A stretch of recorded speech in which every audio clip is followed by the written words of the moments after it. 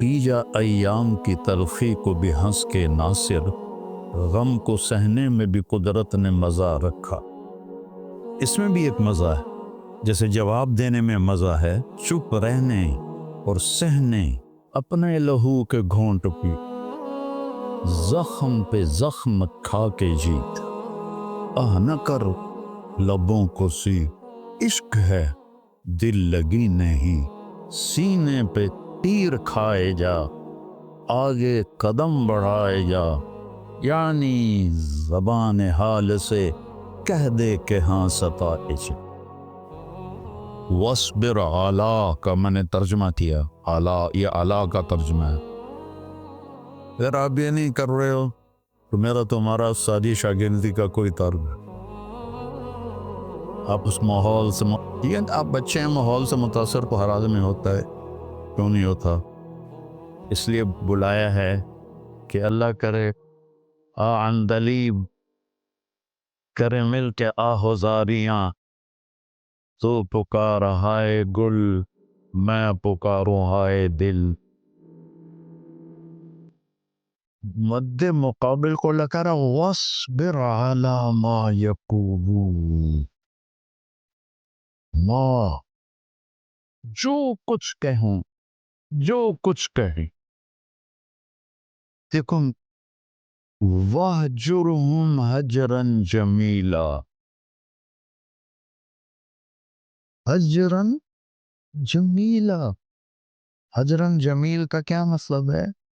کہ نہ تعلق توڑنا ہے، نہ جواب دینا ہے،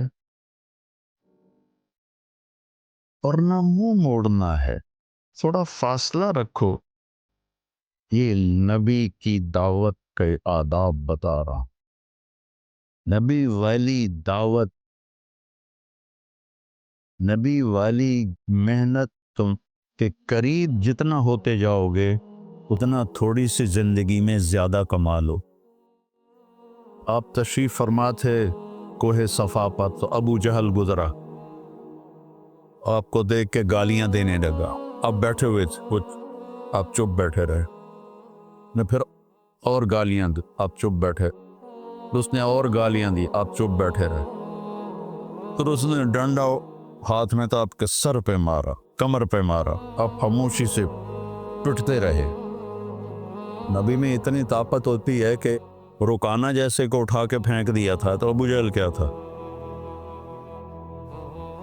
پھر آپ کو یہاں سے پکڑا اور یوں پتھروں پہ گھسیٹتا ہوا چلا، اور آپ نے اوپ نہیں، طائف کے پتھر کھا کے بھی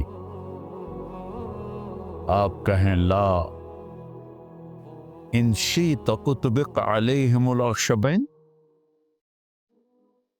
اگر آپ قرآن پڑھو اور آپ سیرت پڑھو تو آپ کا رخ ہمیشہ صحیح رہے۔ اگر آپ صرف آج کے اکابر کو دیکھو، آج کی کتابیں پڑھو، تو نبی کے سوا تو کوئی بھی کامل نہیں۔ ادب ہے، احترام ہے، اتباع صرف نبی کا ہے۔ اس کے بدلے میں ہوا کیا؟ حضرت حمزہ شکاری تھے رضی اللہ عنہ، شام کو واپس آئے تو ان کی باندی وہاں کھڑی تھی، انہوں نے کہا رے ابا ہمارا، آپ کی بیٹی کا نام تھا، ہمارا بیٹا کوئی نہیں تھا، ابا ہمارا کاش آج تو اپنے بھتیجے کا حال دیکھتا۔ کہنے کہ کیا ہو؟ کہا یہ ابو الحکم نے اسے مار مار مار کے لہو لہان کر دی۔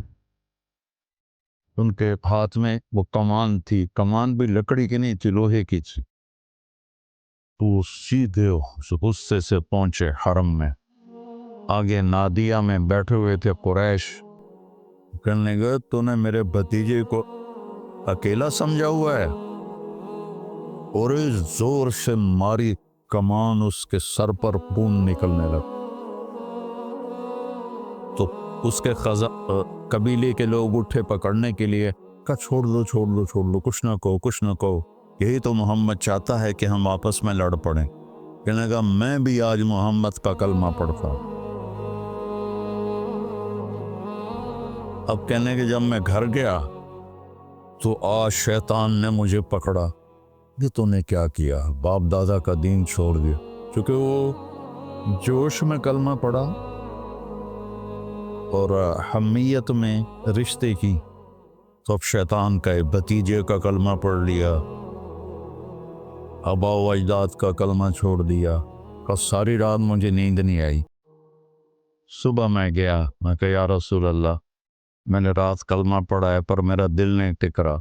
تو آپ نے ایسا ان کے دل پہ ہاتھ مارا، ہے یا اللہ ثبت ہو وثبت، کہتے اسی وقت ایمان میرے اندر اتر گیا۔ اب نماز جو نفلی نماز ہوتی تھی، آج نماز حرم میں ہو، ایک طرف عمر، ایک طرف حمزہ، بیچ میں صحابہ اور اللہ کے نبی، یہ دونوں دائیں بائیں اور حرم میں آئے اور انہوں نے نماز پڑھی، کسی کو شوں کہنے کی بھی ہمت نہیں۔ تو نبی کی محنت اپنی ذات سے اتری۔ اب یہ آیت بعد میں آئی، جو اقرا کے بعد جو پہلی آئی ہے آیت، وہ ہے یا ایہا المدثر قم فانذر وربک فکبر وثیابک فطہر والرجز فہجر ولا تمنن تستکثر ولربک فاصبر۔ سارے ہدایات کس کو ہیں؟ تم قرآن کھول کے دیکھا سکر۔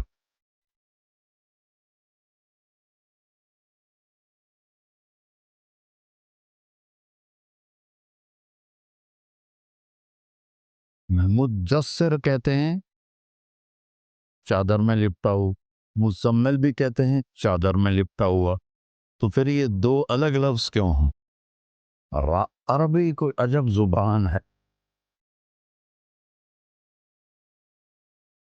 80 نام ہیں تلوار کے عربی میں، 80 نام، ٹیڑھی ہو تو اور نام، سیدھی ہو تو اور نام، ایسا دستہ ہو تو اور نام، ایسا دستہ ہو تو اور نام۔